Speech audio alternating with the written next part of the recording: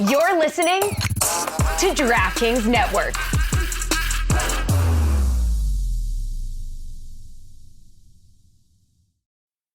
Now's a good time to remember where the story of tequila started. In 1795, the first tequila distillery was opened by the Cuervo family.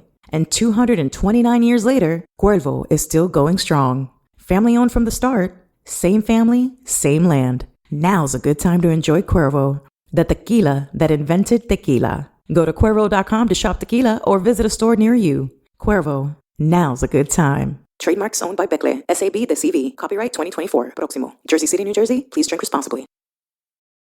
Folks, whether you're hosting a game day, a movie night, DiGiorno knows that planning a watch party on a budget isn't easy. You need the perfect setting, the perfect squad, the perfect eats. And luckily you're a Game Time mastermind, and you know that grabbing DiGiorno Classic Crust Pizza can bring home the dub. Because it's packed with half a pound of cheese, sauce, and other toppings, and comes at an incredible price. Make the game-winning call and grab a DiGiorno Classic Crust Pizza from the grocery store today. It's not delivery, it's DiGiorno.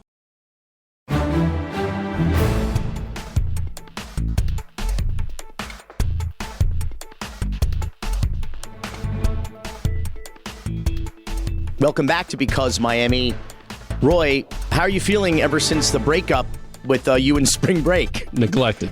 You're right? Yeah, I'm feeling. Are you happy to not be on Ocean Drive? Of course anymore? I am. I'm ecstatic not to be over there right now. Yes, but it's Ultra Week, and you are 6 feet away from like the porta potties here at Ultra.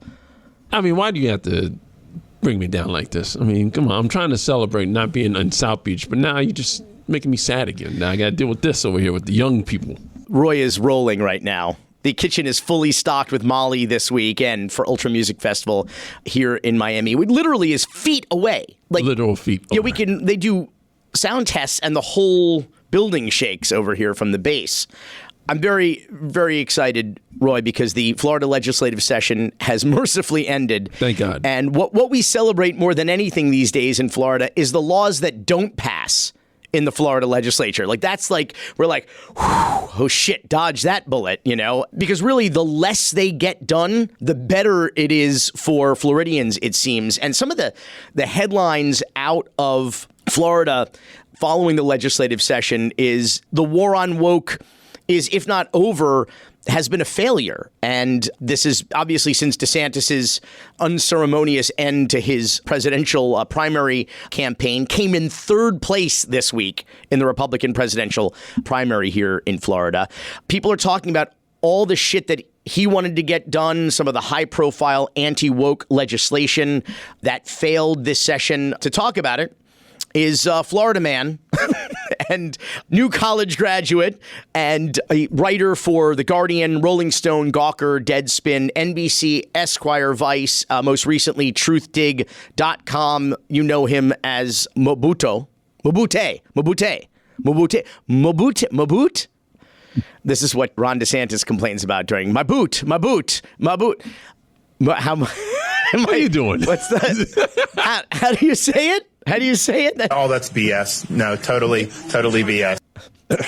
It was Mabute. That was what I picked. My boot. Who's Mo booty? Booty, yeah. Your booty. Okay. Most importantly, Jeb, you are the co-host of the podcast It's Christmas Town, which does the important work of explicating, like the complex stories and poetry that they are, Hallmark movies. Right. Yeah. Well, I mean, as a Florida resident, I want to be prepared for my golden years here. I don't want to go in blind. So I'm already watching what they watch. I love it. There should be a Hallmark movie that takes place in the Villages, which I guess maybe they couldn't because it would just be about them passing STDs around to each other, I feel. Right. And having different sort of truck nuts for your golf cart, I guess, that are kind of color coded for what it is you're willing to do. Yes, that's all. It's all. You don't know about this, Roy? You look blank-faced. No, I had no idea. Truck nuts? Yes, truck nuts. They're like these sort of like scrunchy-looking, like colored things that like they're red and blue and green and orange and yellow and purple. And you put them on your golf cart, 'cause it's like a golf cart community, and it indicates to other denizens of the Villages what sex acts you're willing to partake in. Huh. Okay. And these are old people. Well, yeah, the Villages is retirement community, effectively. Yeah. You want to talk more about? It's also like the STD capital of the state of Florida. I think we should talk just about this now.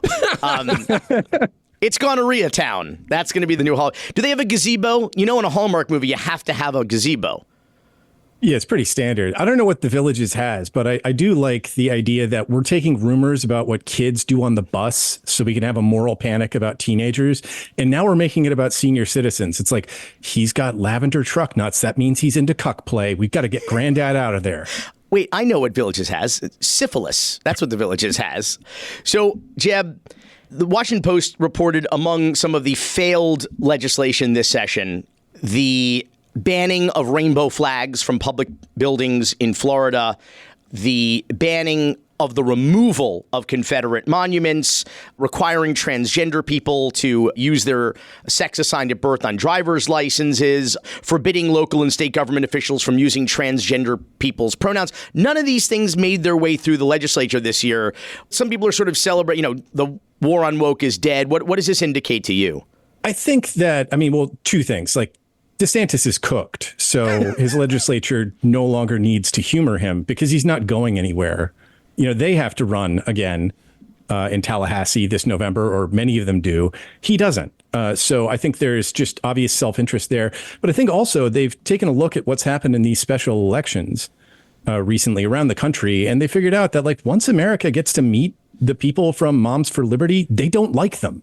Most of the war on woke stuff has been a net loser. Moms for Liberty, one of them was nominated to be on the State Ethics Commission. She did not get voted through. Obviously, they had a humiliating appearance on 60 Minutes. You had DeSantis coming out last month effectively saying, maybe we screwed up with this book ban or whatever, that maybe it's going, some people are abusing it or taking it too far, which is exactly, it's like, who could have predicted that? Everybody could have predicted that. So he was walking back the book ban. Now you have the courts, conservative courts no less, judges that were appointed by Donald Trump saying that they've gone too far, that the appeals court slammed Florida's Stop Woke law for committing, quote, the greatest First Amendment sin, end quote, in trying to regulate how businesses train and treat their own employees. Is there a tide turning here, or is this just wishful thinking? I'm torn. I always want to think that there's a tide turning, but I vote for Democrats, so I just assume that there's some horrible twist where I'm going to lose right at the end. Yeah.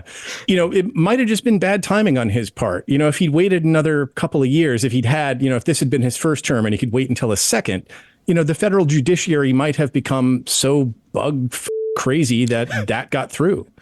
But there seems to be enough, I think it probably didn't help that so much of the Republican rhetorical cause has been the defense of free speech everywhere, with no limitations. So to suddenly have this imposition just seemed a little bit too baldly gross.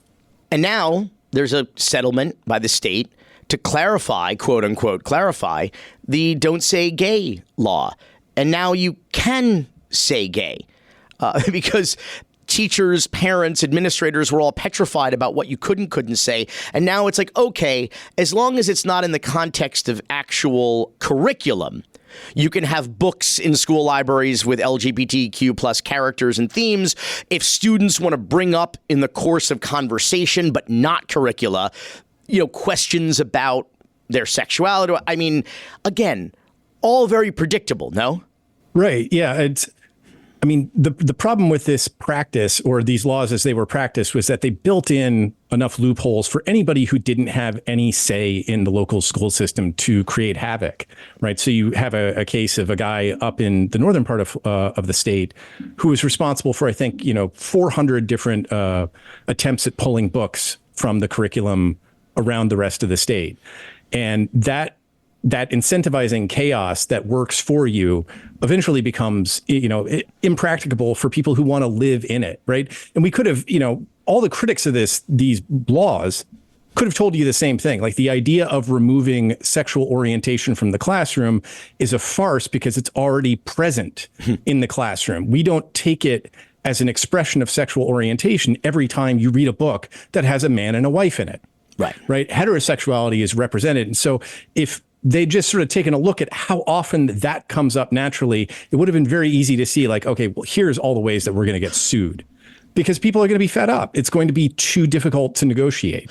And that's exactly what happened. Maybe, again, if they'd waited a couple of years and the federal judiciary was more compliant, then fine. But, as experienced on the ground, people don't like it. People want to be able to send their kids to school and have them read books, and they don't want to write a permission slip. They don't want to deal with extra forms to let them read something that was in the curriculum 3 years ago and nobody blinked at.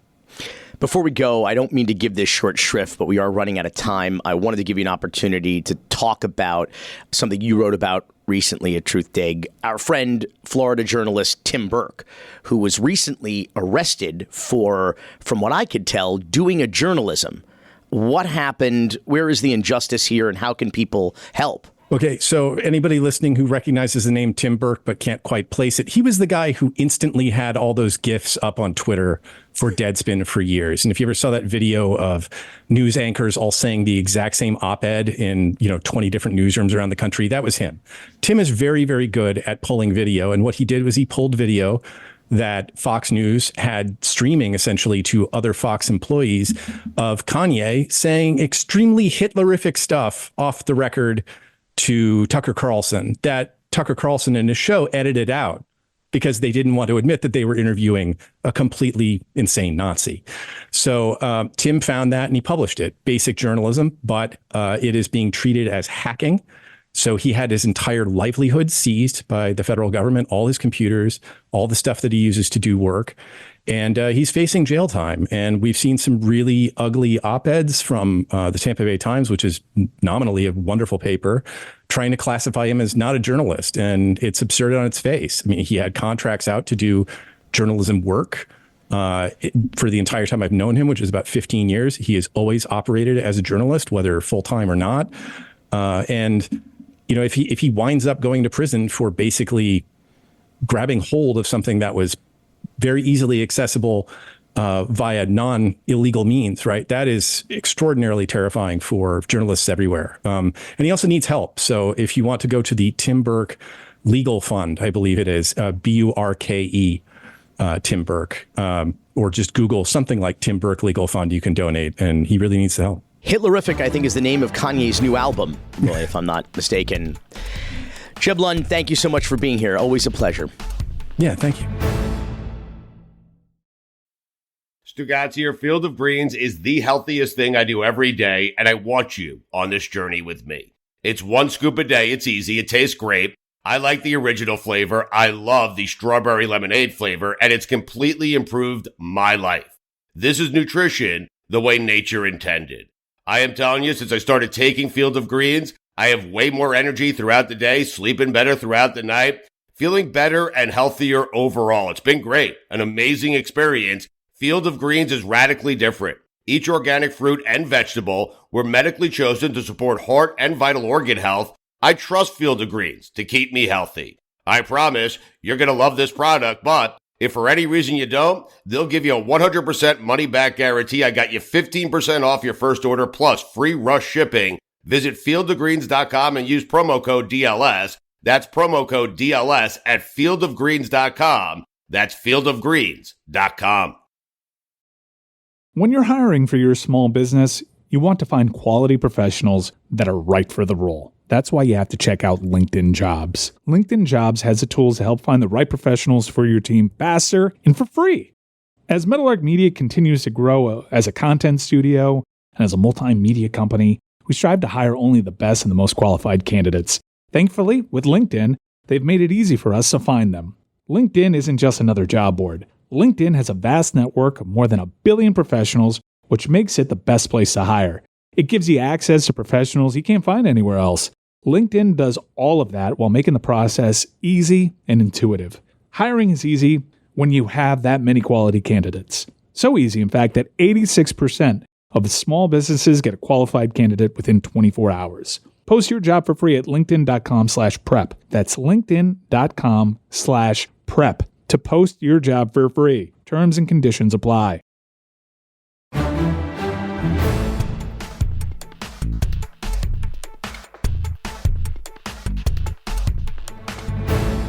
On Tuesday of this week, Florida had its presidential primary elections, although it turns out it was just a Republican presidential primary election because the Democratic Party of Florida canceled the Democratic primary election, which seemed to have a bit of a down ballot effect because in addition to the primaries, there were local elections, Roy. You know, there were mayors and commissioners and council people that were elected.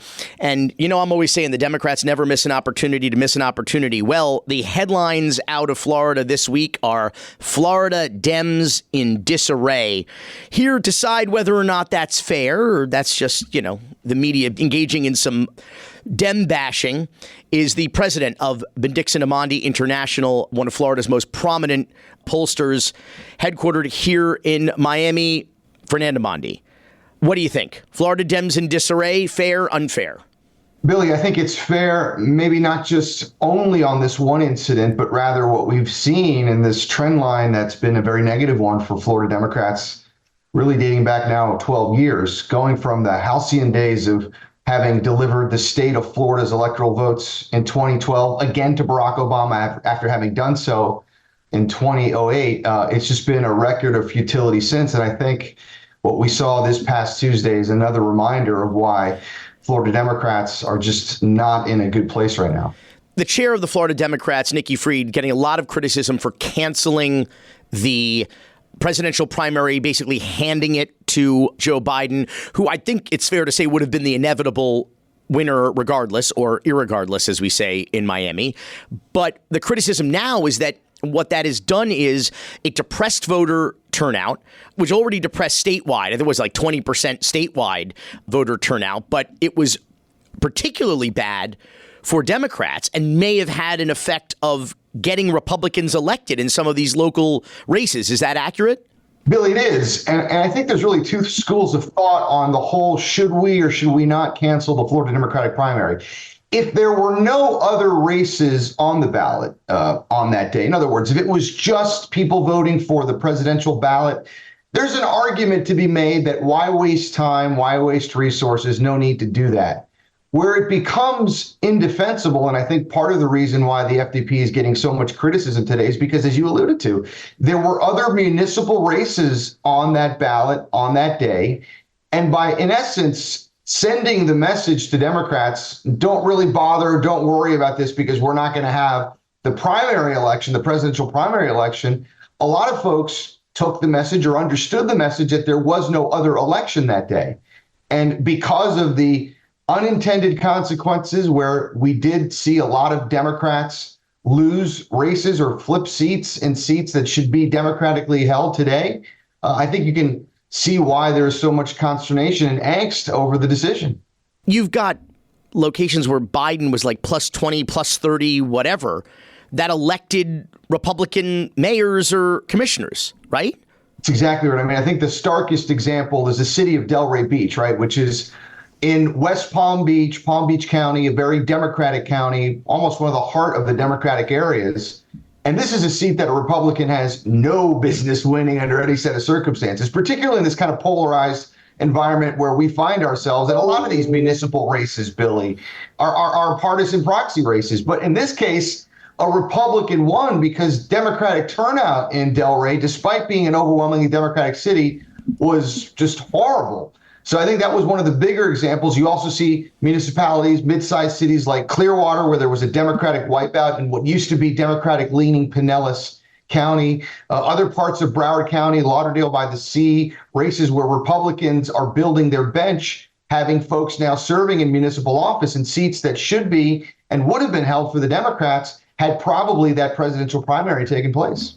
And now in a pretty vital presidential election year, national election year, 2024, you also have a situation where Democrats in Florida are just, they're not exercising the muscle, right, of voting, of getting involved this year at the risk of the muscle atrophying. And there are also new laws in the state of Florida about VBMs, about vote by mail, which basically purge, people were getting for a while, like signed up for automatic ballots, right? Just send me my ballot. When I get it in the mail, I'll vote and I'll send it in. Now they purge that system. And so you have to stay engaged and involved. And now Republicans, in addition to an advantage of voter registrations, probably have a disproportionate advantage on vote by mail, which just means more Republicans, even if they didn't have a voter registration advantage, more Republicans will be voting. Is that a problem?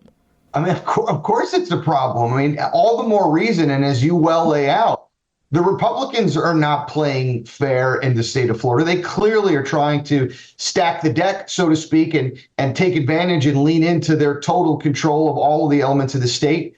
All the more reason, though, why Democrats should take advantage of every possible opportunity to, as you say, exercise that muscle, develop and build the voting behavior, get some of the enthusiasm going again, having people go out, even if it's casting a ballot to affirm why they're supporting President Biden, again, for re-election, which is in and of itself kind of an empowering thing to do.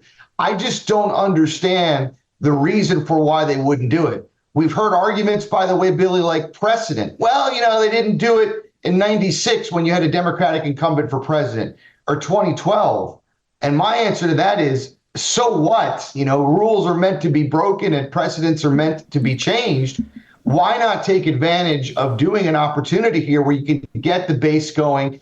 And especially with these municipal races on the ballot, that's where I think it now runs into malpractice territory. And it's a whole new world. The state has changed. The demographics have changed. Like, how can you say, we're going to do the same shit we did 20 years ago or whatever, or even 10 years ago, or even 6, 7, 8 years ago, 8 years ago for that matter. Fernand, we're going to do a top 5, and feel free to jump in at any point. I might ask for your reaction of the most embarrassing tweets to come out of the Florida elections this week. They will include both cringe tweets from Democrats and Republicans dunking on the Democrats. Let's start with number 5 from Daniel, who is the editor-in-chief and founder of Bolts magazine. It says, quoting a tweet from Drew Savicki that says, looks like the decision to cancel Florida's Democratic primary has gone poorly for Florida Dems. Apparently, Republicans have flipped several mayorships in some heavily Democratic cities. Daniel adds, zero-dimensional chess. Oh, man. Number 4 is from Florida Senator and former Florida GOP Chairman Blaise Ingaglia. Roy, you might know him by his porn name, Blaise Ingaglia. It says... Thanks, Bill. You look like you're going to chime in there. I wasn't sure no. if you had anything to contribute.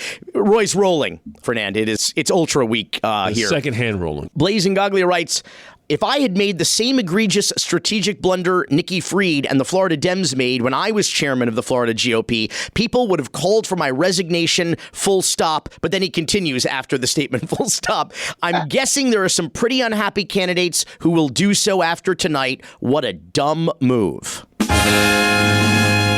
a hashtag there. No, there is a hashtag, flop hole. Yes, flop hole. Ouch. Number 3 is from Philip Perez, who is the executive director of the Florida Democrats. He, quote, tweets a chart from Marco Freire that shows the rankings from the Florida Republican primary, with Donald Trump getting 81% of the vote, Nikki Haley getting almost 14% of the vote, and Ron DeSantis getting less than 4% of the vote. And Marco writes, losing close to 20% to retired candidates in your home state of Florida, with a crusty face emoji. Philip Perez, this executive director of the Florida Dems, puts 3 red sirens followed by a Trump is in trouble in Florida. Fernand, he tweeted that multiple times during Tuesday night. Is it delusion? Like, what is he talking about? Trump? To me, the debate is Trump going to win Florida by single digits or double digits, right? Look, I think the only thing wrong in Philip's defense with that tweet is the last 2 words, right?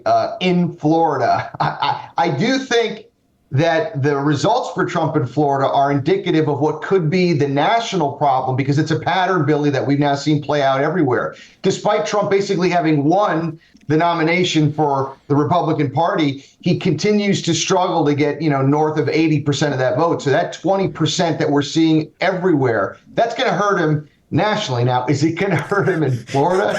Is he in trouble in Florida? Come on. I'm not quite ready to say that yet. Come on. In fact, I think it's anything but, truthfully. I mean, come on, dude. Number 2, this is right from the Florida Dems. Cringe, man. This is with some sort of a link to a Secure Act Blue fundraising page with an image that says, "Take back local, grassroots support wins." The tweet reads, "Democrats showed us yesterday that Florida is winnable," all caps. "We're building momentum in 2024, and we can't do it without your continued support." Fernand Amandi, you are a pollster. Is Florida winnable for the Democrats? I don't even know what that means anymore. Billy, at the risk, I don't want this to sound like at least you or me are piling on Florida Democrats. Obviously, I'm a Democrat. I want Democrats to win. I've seen Democrats win in this state before. I was involved and helped lead campaigns where we won the state. But I actually think that these types of messaging are doing a great disservice to the ability for Florida Democrats to win, because it is creating this totally false sense of expectations about where the party is, where the standings are now, how the registration numbers are. Look, anything can happen in politics, and I'm not discounting some sort of, what's that? Something like a Deepwater Horizon, perfect storm type of event that could all of a sudden deliver Florida in November. But the odds are overwhelmingly against it. And until Democrats, I think, acknowledge, hey, look, we're looking at a 6 to 8 to 10-year plan. Let's not make it about the direct election cycle in front of us. Let's use it as an opportunity to build out the infrastructure and the capacity so that soon we're competitive again. This happens in sports all the time. Teams say, look, we're going to have a rebuilding year or two so that we can position ourselves to then compete for championships in the future. I think the unwillingness of Florida Democrats to be honest about that, given the standings of where things are now, that's hurting the party efforts. I really believe that. Sports. I think that metaphor was apt, though, because I've only been a Democrat since 2018 here in Florida, and nothing prepared me better for that than being a Dolphins fan. I'll tell you, the last 40 years, I'll tell you that. Now, number one on our top five is going to be somewhat redundant after your statement. It's from Dave Trotter, who writes, "The Florida Dems are no longer electable statewide. I've run a number of models just for the hell of it, and the GOP floor in Florida is 53%. No best case scenario, quote unquote, gets the Democrats over 50% unless a third party candidate takes votes from the GOP. It's over." I'm sorry we had to play that sound effect there. There's nothing to celebrate here. By the way, there's nothing to celebrate even if you're a Republican. I mean, certainly not if you're an American. You should want as many healthy, vibrant political parties in the market of ideas and policies as possible. I mean, if you're a capitalist, competition is good for the marketplace. One party rule is not healthy. It's not capitalistic. It's not democratic. But Fernand, numbers guy to numbers guy. Do Trotter's numbers bear out? Well, first, I think you make such an important point. Look, the truth of the matter is the Republican Party of Florida that have had total control over the state now for over a generation. Think about it. Since 1998, that was over 25 years ago. They've had the governor's mansion. They've had now virtual total control of the legislature for well over 20 years. Supermajority. Yep. Supermajority. They own it, right? And they've done extraordinary destruction to this state. So none of us say this with any joy. There's no schadenfreude here at all. But unfortunately, I think Dave Trotter's tweets, if you look at the fundamentals now, are in line. Democrats now have an 850,000 vote registration disadvantage. Billy, if you go back to 1988, in 1988, Democrats had an 860,000 vote advantage. So we're talking about an almost 2 million vote swing in something like 35 years in what used to be the nation's prize swing state. So unless something fundamentally and radically changes here, where people are willing to invest over the short and long term, put in real resources, have an accountable strategic plan, and say we're going to do this, the building block steps, little by little to position Florida to be competitive again, it's hard to argue with Dave Trotter's analysis. Two things real quick before we go. First, a yes or no question. I presume what you just told us, the Democratic National Party knows what you know. It is not a swing state anymore. Biden, not only is he not going to win Florida, he doesn't need Florida to win the presidency. So, yes or no, do the Democrats at a national level care about who gets elected locally or governor of Florida? And are they going to invest anything in Florida when they don't need it to win nationally? Well, yes, they obviously care. They would love to see Florida have a Democratic governor and be competitive again, as it's enjoyed being for the last several cycles prior to the last two. But really, the second question you ask, I think, is the most important one. Will they actually invest? And there's an argument to be made, a credible argument that says, look, maybe they shouldn't. We know Florida is a critically expensive state. And right now, the most important priority for the country, Billy, and the world is for Joe Biden to be reelected and preserve our American democracy against the autocratic totalitarian project that day one dictator Donald Trump will take over if he regains power. He does not need Florida to do that. So I think if you think about it from a triage perspective, number one, you got to get the 270, and I wouldn't waste a cent in Florida getting there. Now, if this time in August, September, the floor falls out from Trump, he totally collapses, Florida looks like it might be in play, but then again, so might Utah and Wyoming and other states that, aren't on the radar right now. Sure, maybe you put a little money in there to push it over the top. But I think you got to focus first on winning the presidency, re-election, holding the White House. If that happens, then they can look into 26, 2028, 2030, 2032 about fortifying Florida, because it's just too important and too big of a state in the national conversation to completely ignore and let go. Fernand Amandi at Amandi on air on Twitter. On your way out the door and outside looking in from Evan Power, the current Florida GOP chair, obviously after the Ziegler threesome sex scandal. You might remember the Moms for Taking Liberties, Roy, scandal. He took over. He drove his DUI right into the seat of power, the chairmanship of the Florida GOP. He's dunking on Nikki Fried. Good morning, Florida, especially to Nikki Fried, who is invaluable to the success of the Florida GOP. May your term be long. To be clear, this is the chairman of the Florida GOP wishing the chairwoman of the Florida Democrats, thank you for all of your help, and may your chairwomanship be long. Howdy, folks. It's Mike Ryan. It's springtime. And while every time is a good time for Miller Lite, springtime is among the best. I was sitting out in my backyard watching some flowers bloom and some beautiful birds swimming from royal fishtail palm to royal fishtail palm. And I had a Miller Lite in my hand and I said, yeah, this is the good life. Over the years, a lot has changed. One thing that hasn't, the great taste of Miller Lite. It was the original light beer, and to this day, it is still the very best one. Miller Lite has more of the taste that you want and less of the stuff that you don't. Oh, Miller Lite, you are always there for me. I thank the heavens for you every time I'm sitting on my back patio and I take a sip. It tastes like Miller time. To get Miller Lite delivered right to your door, visit MillerLite.com/Dan, or you can find it pretty much anywhere that sells beer. Celebrate responsibly. Miller Brewing Company, Milwaukee, Wisconsin. 96 calories per 12 ounces.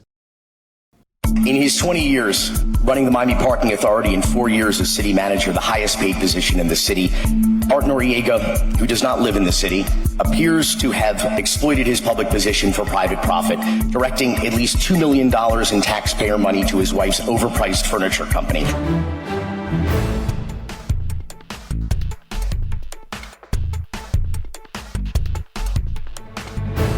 Can't fight City Hall, Roy, but that doesn't stop me from trying, I'll have you know. I mean, you've been beaten up by City Hall for a very long time now. I'm doing my fair share of pushing back. I don't know. It's like a handicap match now. They're jumping you. Using chairs, sledgehammers. Trying to punch up here, Roy, because, this is effectively a criminal racketeering enterprise masquerading as a municipal government that is running this town, the city we are sitting in right now, that mercifully, neither of us live in. Right. Hang on. You're goddamn right, meatball. So the latest scandal, which we may have talked about before, is the city manager. His wife has this overpriced furniture company, and he first is the Miami Parking Authority executive director, and now as the city manager has been directing contracts to his wife's company to the tune, I think the total so far is $2 million and counting that we know of.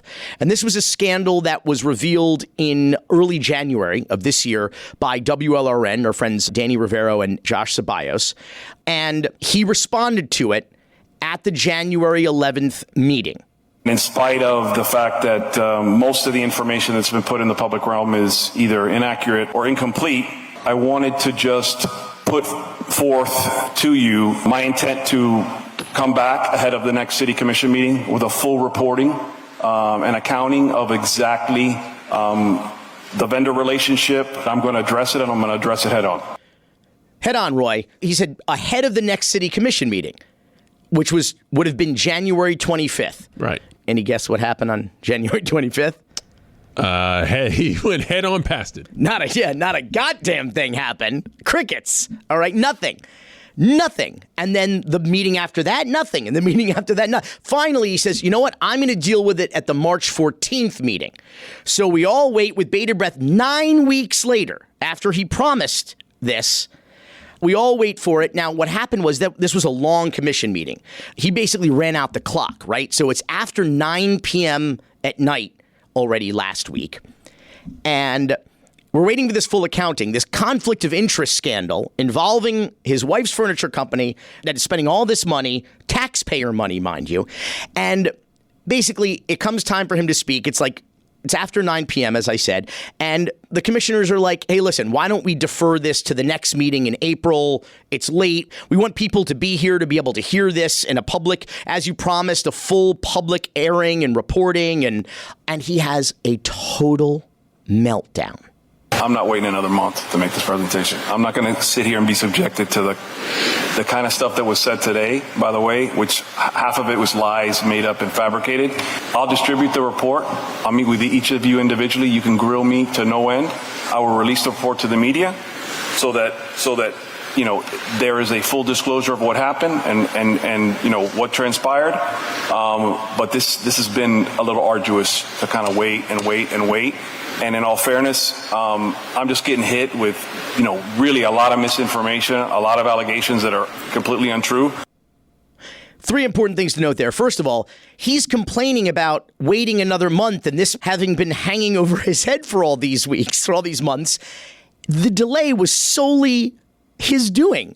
So it's such gaslighting. He's like, well, this has been hanging over my head. It's like, dude, you promised this on January 25th. There's nobody to blame but you for this. You were free and clear to present your side of the story at any time that you wanted to, and you're the one who failed to do it. And so now he's like I said, he ran out the clock and then tried to play it like this is an inconvenience to me. 3 of the 5 commissioners, 3 of his 5 bosses pushed back, but he told them to go pound sand. The insubordination, Roy, is extraordinary. It's off the charts. Second thing I wanted to point out, Roy, is he's calling me a liar. Did you hear what he said? Oh, these lies and this He didn't say your name, but we all know who he is. Well, that was about my commentary from the beginning that you heard, a few minutes ago in the show, and that I made live to his face a public comment. He's calling me a liar, Roy. But he did say my name, Roy. I'll sit with Billy Corben across the table and I'll present everything to him. I have no issue with that at all, by the way. Billy Corben to me is someone that, clearly has a lot of followers and a lot of people that are interested in what he says. I'm happy to give him the information. I'm happy to sit with him. I'll answer whatever questions he has. I have a long history with Billy Corben. So I'm not hiding from it, and I won't run from it. We have a chair right there to your left. Yeah, lots of chairs. We have lots of chairs here. Right as well. Yeah, with microphones. Yeah, I can turn on. Did we buy these chairs from his wife's furniture company? They're about $600-700 from his furniture company. When he said Billy Corben is an individual, I thought he was going to say, "You are a vile little man." So that's some good news, Roy. You got a long history with him. We got I don't know what he's talking about. Our brief but bitter affair. Oh, what the hell does he mean? A long history. Whatever it is. He is welcome on this show. Any of these chairs from Praderi Furniture, from his wife's furniture company. Maybe he has an exclusive contract. He can only sit his tuchus on a chair from his wife's company. Stand in. Now, here's the thing. Friday came and went. No report. But Monday morning, after we started to point out the fact that where the hell is this thing he promised to distribute to the mayor and the commissioners and the media, he finally released the report. But you're not going to believe what happened, Roy. Or maybe you will.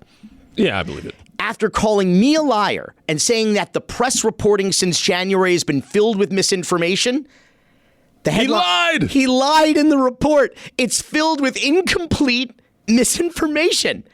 And he had to walk it back immediately as soon as we called him out on it. We're like, wait a second. These figures aren't right. The math ain't mathing here. This Miami math here, 2.2 pounds is a kilo. That's all the only Miami math I know. But Miami city manager walks back data on furniture spending, and now he won't answer questions, Roy. So first of all, he says, I'm going to bring this report immediately. It takes him 9 weeks to put it together. He says, I'll answer anybody's questions. I'll sit down with anybody. I'll sit down with Billy Corben. Little Billy Corben. One-on-one.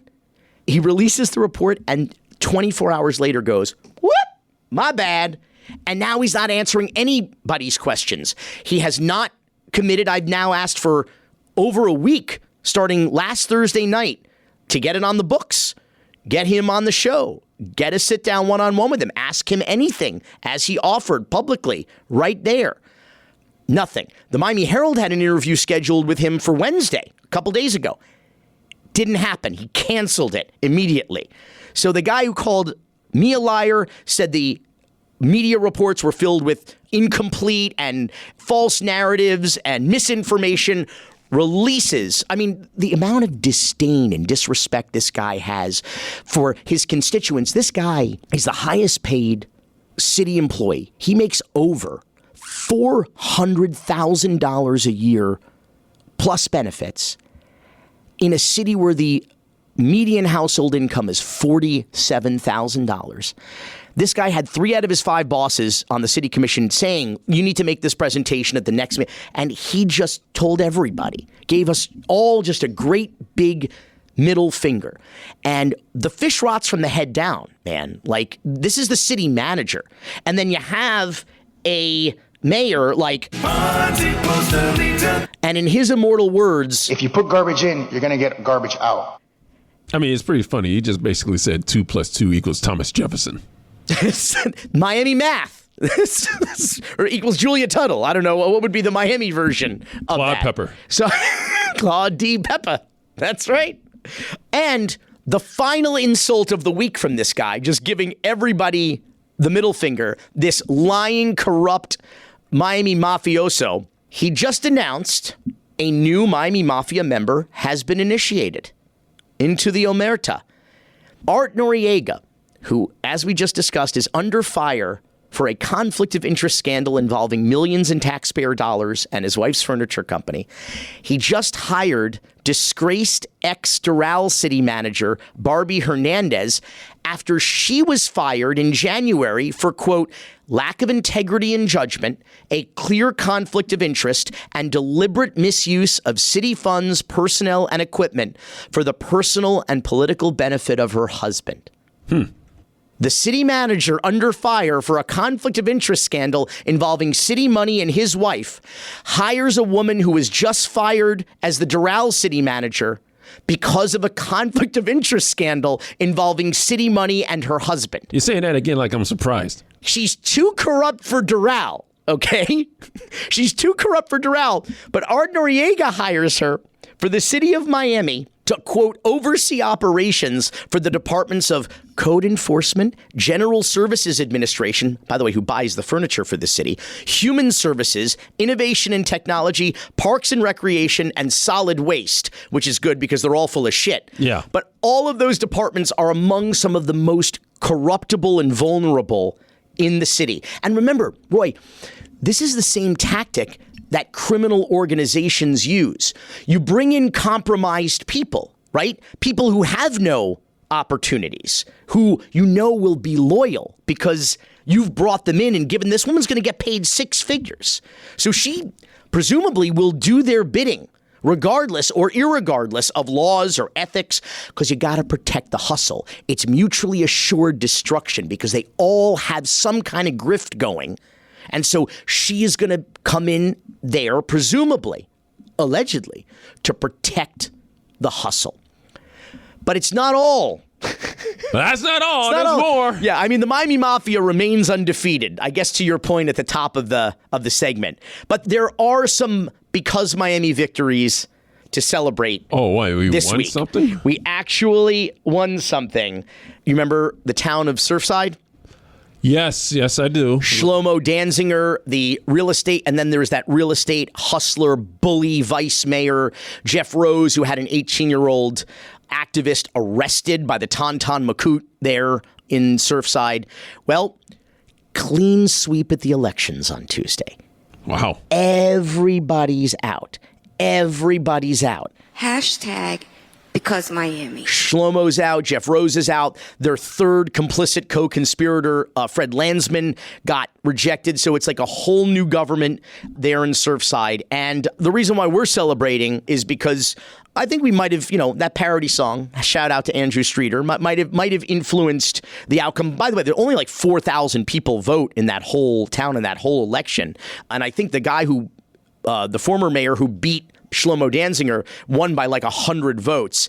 And so our Miami moment, which is really a Surfside moment, and a shout out to the voters in Surfside for saving their town at least for another 2 years. There was a random dude, literally, bro, making a victory lap around Surfside Town Hall, and he was blasting on the radio while waving bye-bye to the mayor, the former mayor, Shlomo Danziger, and Jeff Rose, who were cleaning their offices out at that time on Tuesday evening. He is blasting our Because Miami parody song about Surfside and the elections and how to be more responsible voters. And man, it feels good, Roy, to have a small victory in a city that is all of 8 blocks, by the way. 8 blocks. But this guy is making a victory lap, literally, bro. Cocaine's.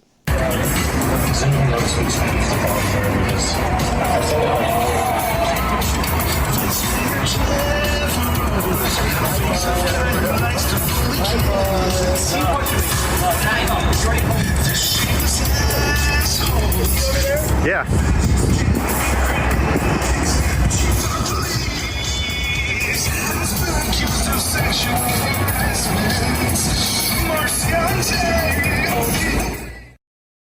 Howdy, folks. It's Mike Ryan. It's springtime. And while every time is a good time for Miller Lite, springtime is among the best. I was sitting out in my backyard watching some flowers bloom and some beautiful birds swimming from royal fishtail palm to royal fishtail palm. And I had a Miller Lite in my hand and I said, yeah, this is the good life. Over the years, a lot has changed. One thing that hasn't, the great taste of Miller Lite. It was the original light beer, and to this day, it is still the very best one. Miller Lite has more of the taste that you want and less of the stuff that you don't. Oh, Miller Lite, you are always there for me. I thank the heavens for you every time I'm sitting on my back patio and I take a sip. It tastes like Miller time. To get Miller Lite delivered right to your door, visit MillerLite.com/Dan, or you can find it pretty much anywhere that sells beer. Celebrate responsibly. Miller Brewing Company, Milwaukee, Wisconsin. 96 calories per 12 ounces. Everybody in your crew identifies as either Big Mac Burger, McNuggets, or McCrispy Sandwich. But you're the Filet-O-Fish Sandwich all day. That crispy fish, that savory tartar sauce, that melty cheese, that pillowy bun. Yeah, you get it. Every time. And if you love the Filet-O-Fish, right now you can catch 2 of the classics you love for just $6. Limited time only. Price and participation may vary. Cannot be combined with any other offer. Single item at regular price. Ba-da-ba-ba-ba.